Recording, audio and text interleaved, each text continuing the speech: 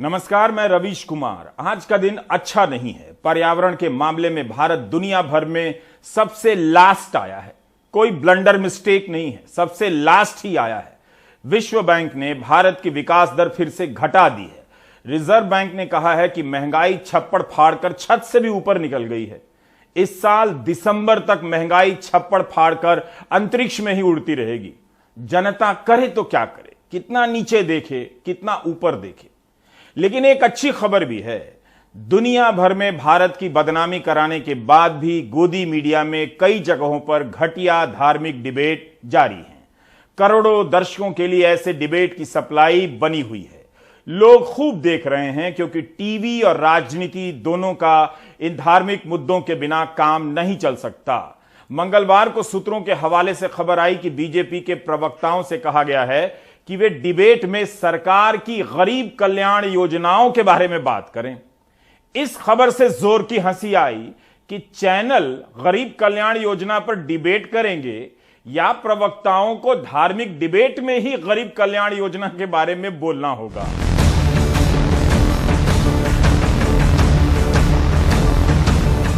Alt news के मोहम्मद जुबैर अपने Twitter handle zoo_bear में टीवी पर होने वाले धार्मिक टोन वाले कई डिबेट के क्लिप डालते रहते हैं। खासकर ऐसे डिबेट जिसके सवाल से लेकर एंकर की बातें भड़काऊ लगती है। zoo_bear पर ऐसी बहसों के संकलन का अध्ययन किया जाना चाहिए। काम जुबैर ने आसान कर दिया है। उन्होंने शानदार तरीके से इन्हें एक जगह जुटाकर देखने का मौका दिया है कि यहां ऐसा क्या क्या बोला जा रहा है जिससे धर्म को लेकर दो समुदायों के बीच टकराव पैदा हो सकता है। जुबैर ने केवल भड़काऊ बातें करने वाले महंतों की पहचान नहीं की है, बल्कि उन मौलानाओं को भी चिन्हित किया है जो ऐसी बहसों में दूसरा पक्ष बनाकर लाए जाते हैं। यह सवाल उठाया है कि भड़काऊ बातें करने वाले इन मौलानाओं को न्यूज चैनल क्यों बार बार बुलाते हैं और इन्हें कहां से ढूंढ कर लाते हैं। जाहिर है बहस में गर्मी पैदा करने के लिए एक मौलाना जरूरी हो जाता है, जिनकी बोल पर महंत आग बबूला होते हैं और महंत की बोल पर मौलाना आग बबूला होते हैं। एक उकसाता है, दूसरा उकस जाता है, फिर दूसरा उकसाता है और पहला उकस जाता है। इन बहसों में आने वाले मौलानाओं और महंतों के बारे में जानना ही चाहिए। कौन लोग हैं जो बिना किसी परवाह के उग्र बातें बोलते चले जाते हैं, बार बार बुलाए जाते हैं।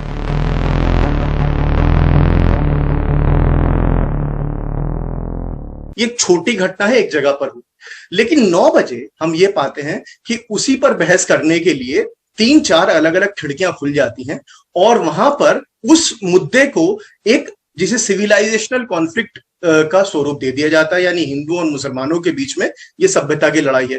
तो पहला स्तर हुआ घटना का, दूसरा स्तर हुआ विमर्श बनाने का, जो कि ये बहस की पत्रकारिता करती है। तीसरा विमर्श ये होता है कि अगले 2-3 दिन बाद हम ये पाते हैं कि उस घटना पर कुछ लोग हैं जो कि अपनी टिप्पणियां दे रहे हैं और ये वो लोग हैं जिनका संबंध किसी ना किसी तरह से जो हिंदुत्व के ग्रुप्स हैं या हिंदुत्व की राजनीति करने वाले ग्रुप्स हैं उनके साथ में है। और इसमें कुछ बीजेपी के नेता भी आ जाते हैं। तो नुपुर शर्मा वाली बात यहां पर आती है कि तीसरा स्तर हुआ। तो पहला घटना का स्तर हुआ, दूसरा स्तर सांप्रदायिक पत्रकारिता का स्तर हुआ, तीसरा स्तर इन लोगों के बयानों का हुआ जो कि बीजेपी की लीडरशिप की पायदान में दूसरे नंबर पर है। और फिर हम ये पाते हैं कि जो ऊपर का सबसे ऊपर का लीडरशिप का स्ट्रक्चर है वो बिल्कुल चुप रहता है। तो ये 4 स्तरीय जो तंत्र बना हुआ है, इसने पूरा एक विमर्श, सांप्रदायिक विमर्श बना दिया है। और मजे की बात यह है कि ये अभी भी कायम है। इस तरह बहस का पर्यावरण बहुत खराब हो जाता है। दुनिया में बहस के इसी पर्यावरण के कारण भारत की बदनामी हुई। अब तो पर्यावरण के मामले में भी बदनामी हो गई है। एक रिपोर्ट आई है कि भारत का स्थान 180 देशों में 180वें नंबर पर आ गया है। इस पर आने से पहले डिबेट पर डिबेट करना जरूरी है। तभी आप समझ पाएंगे कि एक ऐसे दिन जब छप्पड़ फाड़ महंगाई की खबर आई है, विकास दर घटी हुई है, क्यों महंगाई और बेरोजगारी के सवाल पर चर्चा नहीं होती है।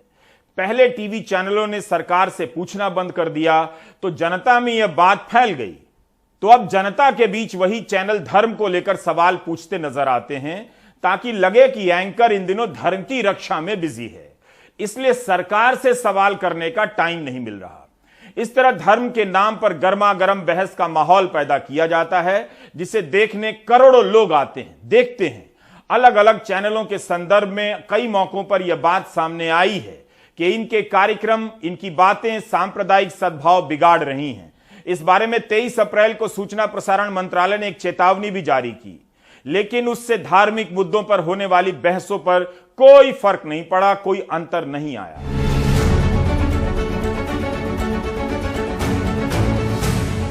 मोहम्मद जुबैर ने अपने ट्विटर हैंडल पर 2 चार्ट साझा किए, दिखाने के लिए कि अलग अलग चैनलों के ऐसे डिबेट को लाखों दर्शकों ने देखा है जिनके विषय धार्मिक विषयों के आसपास आधारित थे। YouTube पर इन सभी को लाखों में व्यूज मिले, जबकि केबल और डिश टीवी पर भी करोड़ों दर्शकों ने देखा ही होगा।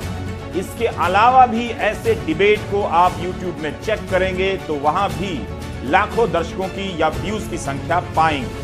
थीम के हिसाब से भी अलग अलग चैनलों के कार्यक्रमों में काफी समानता दिखती है और इनमें आने वाले वक्ता भी कई बार एक जैसे ही होते हैं और एक ही होते हैं। जुबैर ने एक ऐसे ही व्यक्ति को रेखांकित किया है कि लाखों व्यूज वाले कई चैनलों के कई शो में एक व्यक्ति कॉमन है। यह तो दावा नहीं किया जा सकता कि केवल इन्हीं के कारण लाखों व्यूज मिले हैं, लेकिन कई चैनलों के डिबेट में मुसलमानों के प्रतिनिधि के तौर पर हिस्सा लेने वाले ये इस्लामिक विद्वान कौन हैं?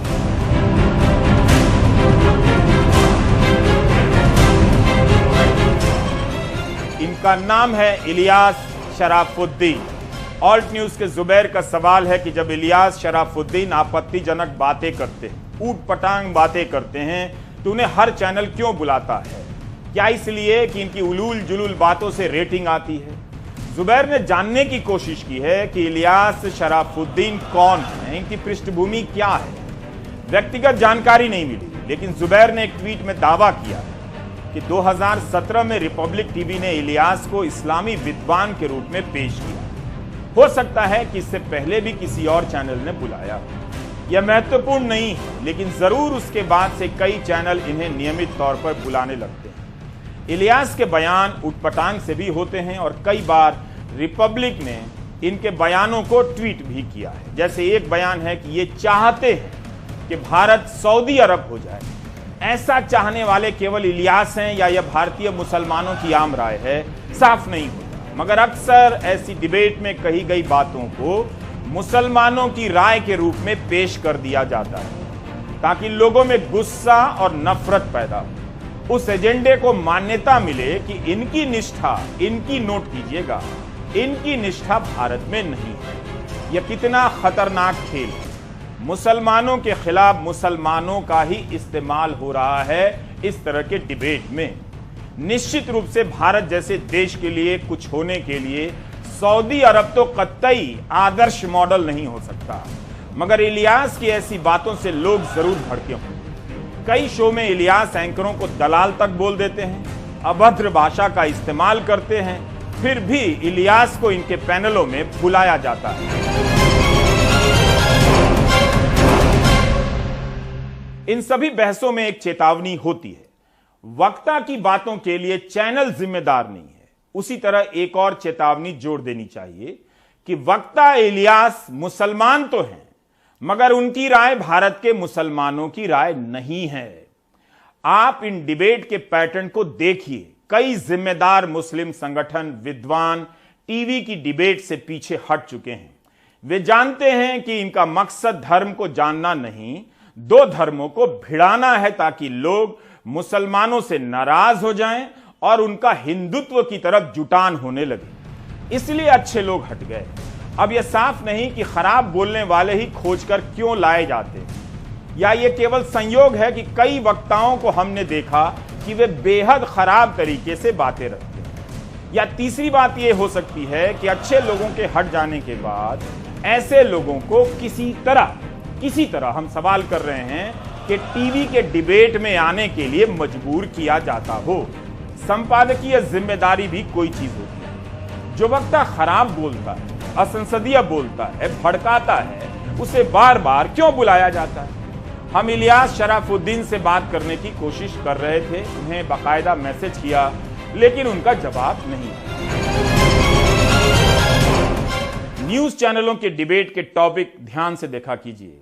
पता चलेगा कि सरकार से सवाल पूछने वाले टॉपिक पर कितनी बहस है, महंगाई, बेरोजगारी या जनता से जुड़े मुद्दों पर कितनी बहस है, धर्म के टॉपिक को लेकर कितनी बहस है, आप जान जाएंगे। बीइंग ह्यूमन और क्रूर दर्शन के रमित कुणाल ने कई डिबेट शो के टॉपिक का अध्ययन किया। इनके कार्यक्रमों के नाम है दंगल, हल्ला बोल, आर पार, महाभारत, ताल ठोक के, देश नहीं झुकने देंगे, पूछता है भारत, सवाल पब्लिक का। 5 मई से 24 मई के दौरान रमित कुणाल ने अध्ययन किया कि इन कार्यक्रमों के करीब 150 डिबेट में किस तरह के टॉपिक पर बहस हुई है। तो अध्ययन में यह निकल कर आया कि 150 डिबेट में से 138 डिबेट का संबंध किसी ना किसी तरीके से धर्म से रहा है। सोचिए, जिस वक्त महंगाई चरम पर हो, गर्मी हो, लोग परेशान हो, उस वक्त केवल धर्म से जुड़े मुद्दे पर डिबेट चलाए जा रहे हैं। अब तक आप यह जान चुके हैं कि भारत में पत्रकारिता समाप्त हो चुकी है। जब से दर्शकों ने पकड़ा है कि चाटुकारिता हो रही है, धर्म के नाम पर न्यूज चैनल दर्शकों के बीच घूमने लगे हैं। अब आप समझ नहीं पाते कि धर्म का नाम लेकर जो आया है उसका क्या करें। या कुछ इस तरह का मामला है कि परीक्षा के समय आपका बच्चा किताबें नहीं पढ़ता है, 3-3 घंटे पूजा में लगा देता है। जाहिर है आप पूजा करने से नहीं रोक पाएंगे, लेकिन यह भी जानते हैं कि मूल काम तो पढ़ना है। इस तरह से आपका बच्चा नहीं पढ़ने का अच्छा बहाना ढूंढ लेता है और आप कुछ नहीं कर पाते। जैसे जैसे जनता के सवाल मुखर होते हैं, टीवी के बक्से पर वक्ता का एक बक्सा बढ़ा दिया जाता है, पूरी महफिल सजा दी जाती है और हंगामा खड़ा किया जाता है ताकि केवल हंगामा रह जाए, सवाल गायब हो जाए। ये टीवी है, इस स्क्रीन पर कितने बक्से हो सकते हैं? 2। नहीं बच्चों, 2 पुरानी बात हो गई है। 4। नहीं बच्चों, वो भी पुरानी बात हो गई है। 8। अरे नहीं बच्चों, वो भी पुरानी बात हो गई है। 16। नहीं बच्चों, वो भी पुरानी बात हो गई है। 32। अरे अब दांतों को नहीं, डिबेट के बक्सों को गिना करेंगे।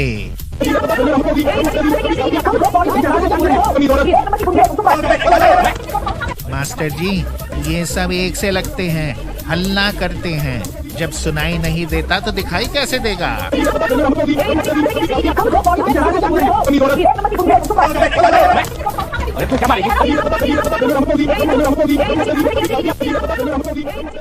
रोहित के इस एनिमेशन से साफ हो जाना चाहिए कि न्यूज चैनलों के डिबेट बात करने का पर्यावरण बिगाड़ रहे हैं। यह जानबूझकर किया जाता है ताकि हंगामे पर आपकी नजर जाए और टीवी को दर्शक मिल जाए। हंगामा हो इसलिए जरूरी है कि एक महंत हो, एक मौलाना हो। अब बात करते हैं पर्यावरण की। पर्यावरण के बारे में प्रधानमंत्री मोदी के भाषणों में अच्छाई की कोई कमी नहीं है। हर वो चीज है जो एक अच्छे भाषण और एक अच्छे पर्यावरण के लिए जरूरी होती है। लेकिन इसके बाद भी उनके कार्यकाल के 8वें साल में भारत 180 देशों में 180वें नंबर पर आया है, लास्ट। मतलब धरती की पूजा करे भारत, धरती को माता माने भारत और फेल भी करे भारत। मुझे तो शक है, 2 प्रकार के शक हैं। लगता है कॉपी चेक करने वाले ने अक्षय कुमार से पर्यावरण का इतिहास नहीं पढ़ा। दूसरा, वह गोदी मीडिया पर धार्मिक डिबेट नहीं देखता होगा, तभी उसका ध्यान जवाब की गलतियों से नहीं भटक सका। मेरे इस परम मित्र को गुजराती के नाते तुलसी भाई विश्व स्वास्थ्य संगठन के चीफ का भारतीय नाम प्रधानमंत्री ने रखा है। तुलसी भाई 20 अप्रैल को गुजरात में थे। उस दिन दोनों की निकटता देखते ही बनी। मगर 17-18 दिनों के बाद 6 मई को तुलसी भाई की संस्था की एक रिपोर्ट ने हंगामा मचा दिया। इस रिपोर्ट में दिखाया गया कि कोविड के दौरान भारत में मरने वालों की संख्या 47 लाख से ज्यादा हो सकती है, लेकिन सरकार ने 5 लाख से भी कम नंबर बताए हैं। कई दूसरी रिसर्च संस्थाओं ने भी इस तरह के दावे किए, लेकिन भारत सरकार ने ऐसी सभी रिपोर्ट को ठुकरा दिया।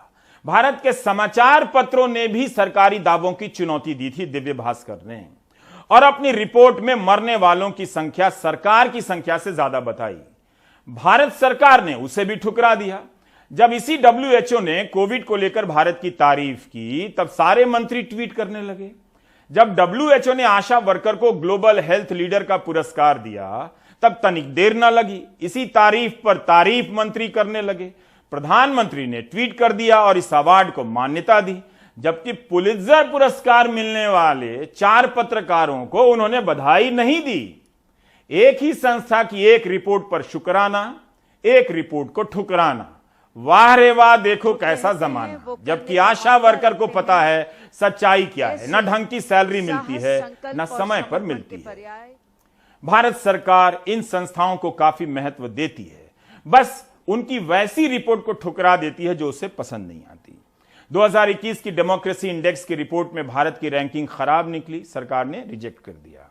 ग्लोबल हंगर रिपोर्ट में 116 देशों में भारत का स्थान 101वां निकल गया, सरकार ने इस रिपोर्ट को भी रिजेक्ट कर दिया। ठुकराना भी एक काम हो गया है, एक मंत्री ही होना चाहिए ठुकराना मंत्री। किसे पता था कि भारत को एक और रिपोर्ट ठुकराने का मौका मिलेगा, उसे काम करना होगा। वर्ल्ड इकोनॉमिक फोरम की इस नई रिपोर्ट को ठुकराने से पहले यह भी देख लीजिए कि इस मंच को सरकार और मीडिया कितना महत्व देता है। केंद्र से लेकर राज्य सरकारों के मंत्री यहां हाजिरी लगाने का मौका नहीं गंवाते, यहां पहुंचकर भारत की जनता के लिए ट्वीट करते हैं, जैसे इनका एडमिशन ऑक्सफोर्ड यूनिवर्सिटी में हो गया। इसी फोरम की एनवायरमेंट परफॉर्मेंस इंडेक्स EPI की रिपोर्ट में भारत का स्थान 180 आया है, जिसमें देखा जाता है कि दुनिया के देशों में पर्यावरण को लेकर किस तरह के नियम कानून बने हैं, उन्हें कितनी ईमानदारी से लागू किया जाता है, भ्रष्टाचार कितना है, प्रदूषण का हाल कैसा है। इन सब मामलों में भारत को आखिरी नंबर मिले हैं, लास्ट पायदान।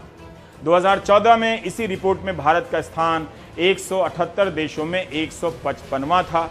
2016 में काफी सुधार आया, 141वें नंबर पर भारत आया, लेकिन 2018 में 36 अंक नीचे आ गया, 177 नंबर पर। 2020 में 168 नंबर पर और 2022 में सबसे लास्ट 180वें नंबर पर। क्या यह संस्था केवल इसी मामले में खराब काम करती है? इस संस्था के साथ येल यूनिवर्सिटी की भी एक संस्था ने सहयोग किया है, और भी संस्थाएं हैं। क्या उन सभी ने मिलकर खराब काम किया है? इन्हें काम करना नहीं आता, सिर्फ ठुकराने वाले को काम करना आता है। क्या पर्यावरण के मामले में भारत का रिकॉर्ड इतना खराब है? 180 देशों में भारत लास्ट आए। भारत सरकार रिपोर्ट ठुकरा सकती है, लेकिन इस सवाल का जवाब आप ना में नहीं दे सकते कि यहां पर्यावरण की हालत बहुत खराब है। ठीक है कि भारत की जनता ने महंगाई की तरह गर्मी के प्रकोप को भी बर्दाश्त किया है, लेकिन इसका मतलब यह नहीं कि इसके कारण उसका जीना मुश्किल नहीं हुआ है। इस साल मार्च में गर्मी ने 122 सालों का रिकॉर्ड तोड़ दिया। इतना गर्म मार्च कभी नहीं रहा। मार्च का औसत तापमान 33.1 डिग्री सेल्सियस से भी अधिक हो गया, औसत से 1.86 डिग्री सेल्सियस ज्यादा। गेहूं के दाने सूख गए, जनता ने बर्दाश्त किया। उसके बाद रिकॉर्ड ही रखना छोड़ दिया कि आज तापमान 45 डिग्री सेल्सियस है या 43 डिग्री सेल्सियस है या 47 डिग्री सेल्सियस। 2012 से 21 के बीच 10 सालों के दौरान तापमान में सबसे अधिक वृद्धि देखी गई है। पिछले 15 सालों में 11 साल सबसे गर्म साल रहे हैं। गंगा में प्रदूषण का स्तर जांचने के लिए 4 केंद्रीय संस्थाएं हैं। इनमें से 3 की रिपोर्ट है कि प्रदूषण के तत्व सीमा से ज्यादा बढ़ चुके हैं। Centre for science and environment की रिपोर्ट में यह सारी बातें कही गई हैं। जनता ने तभी बर्दाश्त किया जब प्रधानमंत्री ने कहा कि जलवायु परिवर्तन में भारत का कोई रोल नहीं है। क्या वाकई भारत का कोई रोल नहीं है? इसका मतलब है कि जनता टीवी पर घटिया डिबेट बर्दाश्त कर सकती है, वह कुछ भी स्वीकार कर सकती है। वह यह भी स्वीकार कर सकती है कि कोरोना के साल 2020-21 में देश भर में 30 लाख से अधिक पेड़ों को काट दिया गया। तो क्या हो गया? जब तक बर्दाश्त का नाम विकास है, जनता बर्दाश्त करती रहेगी और बर्दाश्त का विकास होता रहेगा।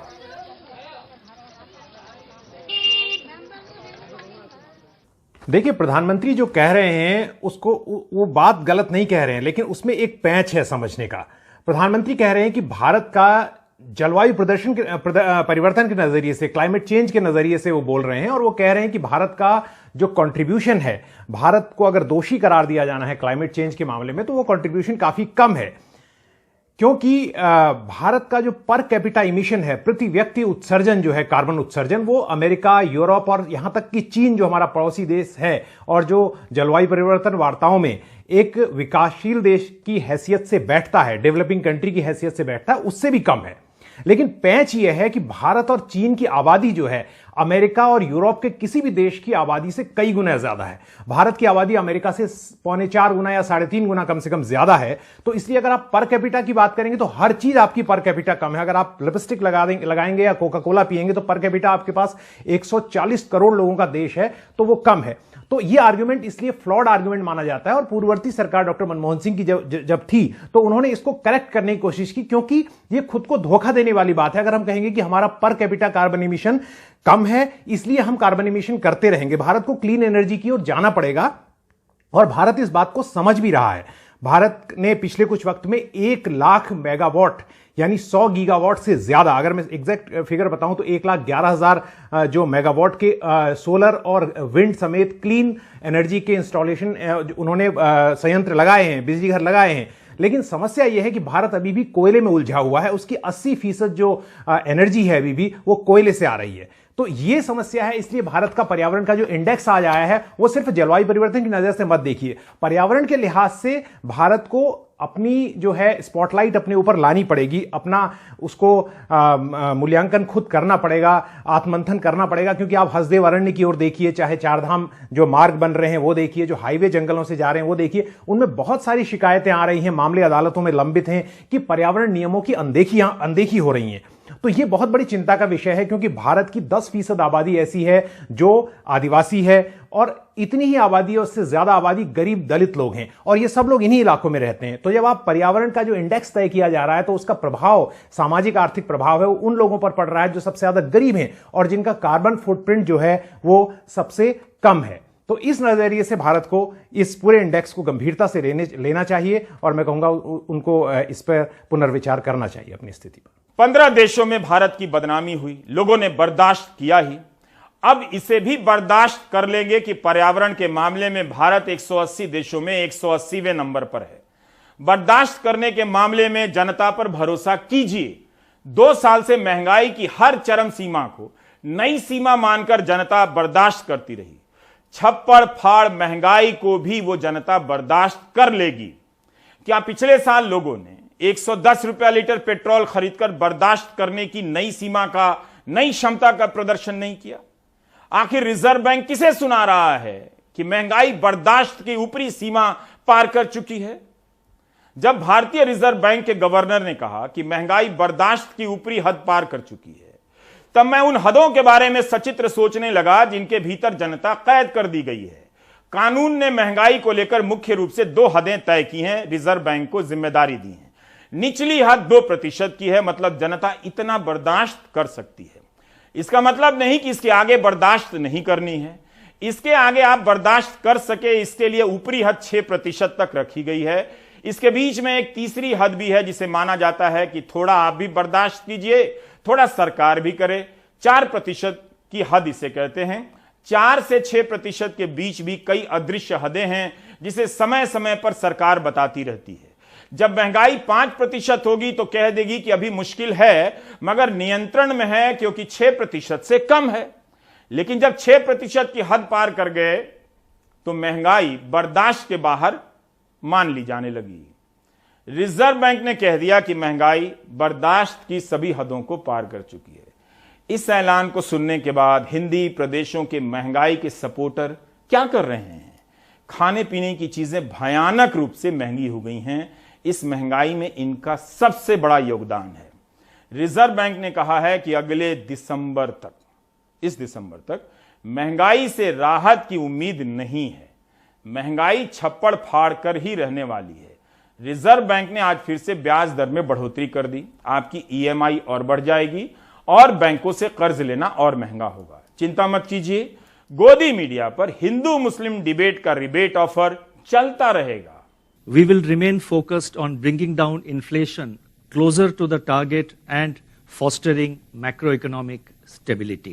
The Monetary Policy Committee, that is MPC, met on 6th, 7th and 8th of June and based on an assessment of the macroeconomic situation and the outlook, the MPC voted unanimously to increase the policy repo rate by 50 basis points to 4.90% with immediate effect. हम एक मुश्किल वक्त में हैं। अगली 2 तिमाही में GDP 4% के आसपास रहेगी। इसी दौरान महंगाई भी चरम पर रहेगी, तो आप जनता की हालत खराब रहने वाली है। हालात और हेडलाइन मैनेजमेंट के बीच का फर्क समझना होगा। रिजर्व बैंक ने भारत की जीडीपी का अनुमान घटा दिया है। अप्रैल महीने में ही 2022-23 के लिए 7.8% से घटाकर 7.2% कर दिया। हमें लगा अब हो गया, लेकिन विश्व बैंक तो डिसाइड नहीं कर पा रहा है कि कितनी बार कटौती करते रहें। विश्व बैंक का कहना है कि छप्पड़ फाड़ महंगाई के कारण इस साल विकास दर 7.5% ही रहेगी, जबकि जनवरी में कहा था कि 22-23 में विकास दर 8.7% रहेगी। अप्रैल के महीने में घटाकर 8% कर दिया, 7 जून को और घटा दिया, 7.5% कर दिया। Reserve Bank of India has taken the steps which are needed for the economy, and as we have noted in the past since morning, and there are domestic challenges and more are larger ones are there in the global scenario. So these actions are a combination of that. So whatever it takes for monetary authorities as well as fiscal authorities, those actions are being taken. ऐसा लग रहा है कि विकास का पाजामा छोटा होता जा रहा है। कब कौन आकर एक बिलांग छोटा कर जाएगा पता नहीं। आपको धर्म की रक्षा में उलझाया जा रहा है, जबकि यह समय अर्थ की रक्षा का है। वैसे धर्म तो पत्रकारिता का भी है, मगर वो अपने धर्म की रक्षा नहीं कर पा रही है। अपने अधर्मों पर पर्दा डालने के लिए आपके धर्म का रक्षक बनकर एंकर और न्यूज चैनल आपके बीच आ रहे हैं। जैसे जैसे अर्थव्यवस्था की हालत खराब होगी, हेडलाइन में अर्थव्यवस्था की दूसरी समानांतर खबरें चमकने लगेंगी। जैसे स्टार्टअप बढ़ गया है, पंजीकृत होने वाली कंपनियों की संख्या बढ़ गई हैं, इस तरह का ढिंडोरा पीटा जाएगा और आपसे संकट की असली तस्वीर छिपा ली जाएगी, उम्मीद दिखाई जाएगी। प्राइम टाइम को यूट्यूब में दोबारा देख लिया कीजिए। लाइव सुनने में बहुत सी बातें छूट जाती हैं। पूरी दुनिया में महंगाई की सुनामी चल रही है, भारत में धर्म की कहानी चल रही है। दिसंबर तक छप्पड़ फाड़ महंगाई रहने वाली है। पता नहीं तब तक दरवाजे खिड़कियां भी बचेंगी या नहीं, वो भी उड़ जाएंगी। महंगाई के सपोर्टरों के संपर्क में रहा कीजिए। महंगाई को भूलने का नैतिक साहस वही देंगे। हम तो बता सकते हैं और बताकर ब्रेक ले लेंगे।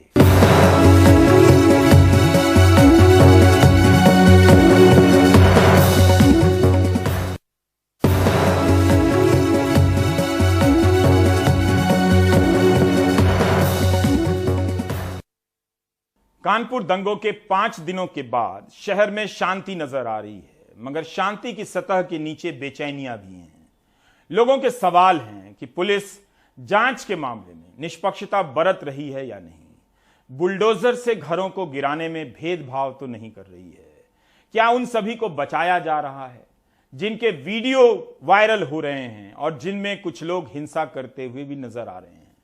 पुलिस ने जिन आरोपियों की तस्वीरें जारी की हैं, तस्वीरें जारी करते समय एहतियात बरता है, संदिग्ध लिखा है। अभी बुलडोजर चलाने पर रोक लगा दी गई है। कानपुर के जिन इलाकों में हिंसा हुई, वहां अब भी पुलिस ड्रोन से निगरानी रखे हुए है। दुकानें खुल गई हैं, ट्रैफिक चालू कर दिया गया है। धीरे धीरे माहौल सामान्य होने लगा है। लेकिन कानपुर हिंसा में कई आरोपियों की गिरफ्तारी पर सवाल भी उठ रहे हैं। जबरदस्ती का है उसको ऐसा कर देना, तो ये तो मतलब बच्चे का पूरा फ्यूचर खराब हो रहा है और हमारी कोई सुनवाई भी नहीं हो रही है। इस तंग घर में रहने वाले नर्सिंग के छात्र 19 साल के साजिद की भी इस मामले में गिरफ्तारी की गई है। पुलिस का कहना है कि साजिद हिंसा में शामिल था। क्या नाम है?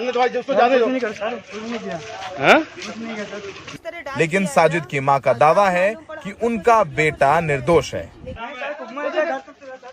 तो फिर कैसे पकड़ के आए हो? ये तस्वीरें शुक्रवार की हैं, जिसमें पुलिस साजिद को घसीट कर ले जा रही है। साजिद चिल्ला रहा है कि वो निर्दोष है। हमारा बच्चा हो या कोई भी, अगर दंडनीय है तो उसको दंड दिया जाए, अगर नहीं है तो पुलिस कमिश्नर साहब से हमारा बार बार यही कहना है कि आप अपनी दृष्टि बना रखें और किसी बेगुनाह को ऐसी सजा न दें। कानपुर के इस क्षेत्र में हिंसा हुए अब 5 दिन हो गए हैं। जुम्मे की नमाज के बाद यहाँ हिंसा हुई थी पिछले हफ्ते। अब यहाँ शांति है, अगर आप देखें ट्रैफिक भी चल रही है, दुकानें भी खुली हुई हैं, लेकिन जो लोग हैं उनमें कुछ चिंता ज़रूर है कि आगे कुछ दिनों में क्या होगा। सवाल ये भी उठ रहा है कि क्या आरोपियों के घरों और जिन इमारतों से पत्थरबाजी हुई वहां बुलडोजर चलाया जाएगा। सूत्रों के मुताबिक इन इमारतों के कागज खंगाले जा रहे हैं, ये पता करने के लिए कि ये बिल्डिंगें वैध तरीके से बनाई गई हैं या अवैध तरीके से बनाई गई हैं। कानपुर प्रशासन ऐसी 100 इमारतों की सूची तैयार कर रहा है जिन पर बुलडोजर चलाने की तैयारी है, लेकिन कानपुर के शहर काजी ने साफ कर दिया है कि अगर बुलडोजर चला तो उसका पुरजोर विरोध होगा। वो नवैयत दूसरी थी, यहाँ की नवैयत शहर की दूसरी है। अगर इस तरह की कोई कदम उठाए गए तो फिर सर पे कफन बांध के लोग निकल भी आएंगे मैदान में, ज़्यादा दिन इंतजार नहीं कर पाएंगे। अब ज़्यादती की इंतहा, सब्र की इंतहा हो रही है। अगर यही मतलब होना है तो फिर ठीक है, वो हम कानून को तो तोड़ते नहीं, ना कानून को भी तोड़ा हमने, लेकिन ये तो हमें हक है कि ठीक है भाई हम मरने के लिए निकले आ रहे मारो।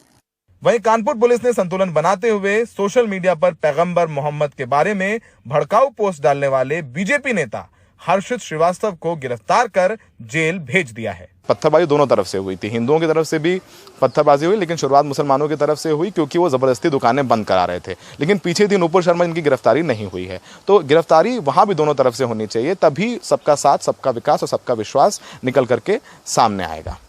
दिल्ली से सौरभ शुक्ला, एनडीटीवी इंडिया। मध्य प्रदेश में त्रिस्तरीय पंचायत चुनाव का बिगुल बजने के साथ ही सामूहिक विवाह निकाह की शहनाई बजनी बंद हो गई है। अनुराग द्वारी की रिपोर्ट।